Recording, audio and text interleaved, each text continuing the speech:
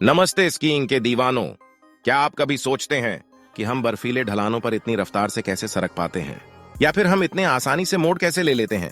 इसका जवाब है विज्ञान। आज के इस वीडियो में हम गहराई से जानेंगे कि स्कीइंग के पीछे कौन सा विज्ञान काम करता है। ये वीडियो उन लोगों के लिए भी फायदेमंद है जो स्कीइंग सीखना चाहते हैं। तो चलिए बर्फ पर फिसलने के रोमांच के पीछे के विज्ञान को समझते हैं। Centripetal force. जब भी हम स्कीइंग करते हैं, खासकर मोड़ लेते समय, तो हम सेंट्रिपिटल फोर्स के सिद्धांत का उपयोग कर रहे होते हैं। कल्पना कीजिए, आप कार में हैं जो तेज गति से चल रही है। आप मोड़ पर कार को नियंत्रित रखने के लिए अंदर की तरफ झुक जाते हैं। वही बात स्कीइंग में भी लागू होती है। मोड़ लेते समय हम अपने शरीर के निचले हिस्से को ढलान की ओर झुकाते हैं। इससे जमीन पर इसकी किनारों के बीच घर्षण यानी फ्रिक्शन बढ़ जाता है और एक सेंट्रिपिटल फोर्स बनता है जो हमें बाहर की ओर फेंकने से रोकता है। जितना तेज हम जाते हैं उतना ही ज्यादा हमें झुकना पड़ता है ताकि यह बल बना रहे। फ्रिक्शन। स्कीइंग में एक और इंपॉर्टेंट फैक्टर है फ्रिक्शन। यह वही बल है जो हमें बर्फीले ढलान पर रुकने या धीमे होने देता है। लेकिन फ्रिक्शन हमेशा हमारे पक्ष में नहीं होता। उदाहरण के लिए, ताजा पाउडर वाली बर्फ में बहुत कम फ्रिक्शन होता है, जिससे रफ्तार को नियंत्रित करना मुश्किल हो जाता है। वहीं बहुत ठंडी और कठोर बर्फ में फ्रिक्शन ज्यादा होता है, जिससे स्की करना मुश्किल हो सकता है। एक्सपीरियंस्ड स्कीयर बर्फ के प्रकार के आधार पर अपनी तकनीक और स्की के प्रकार को वेल एडजस्ट करते हैं। उदाहरण के लिए, वे नरम बर्फ में चौड़ी स्की का इस्तेमाल कर सकते हैं ताकि सरफेस एरिया बढ़ाकर फ्रिक्शन को बढ़ाया जा सके। Balance and coordination. स्कीइंग के लिए बैलेंस एंड कोऑर्डिनेशन होना भी बहुत जरूरी है। हमें ढलान पर अपना वजन संतुलित करना होता है और साथ ही मोड़ लेते समय अपने शरीर के ऊपरी और निचले हिस्से को कोऑर्डिनेशन में रखना होता है।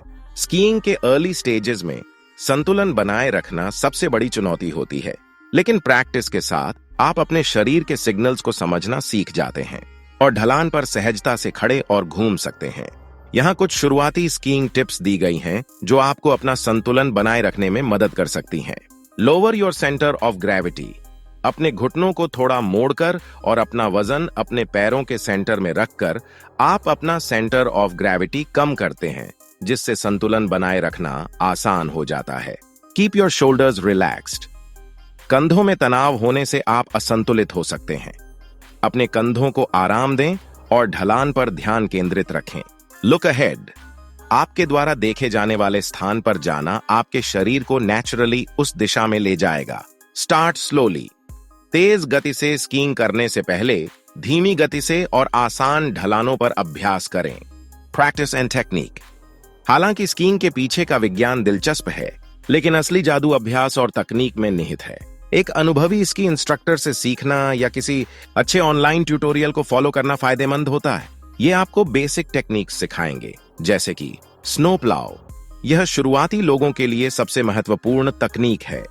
इसमें स्की को वी आकार में रखकर गति को नियंत्रित करना होता है। Parallel turns. इस तकनीक में स्की को समानांतर रखते हुए मोड़ लिया जाता है। यह थोड़ी एडवांस्ड तकनीक है। Standing up.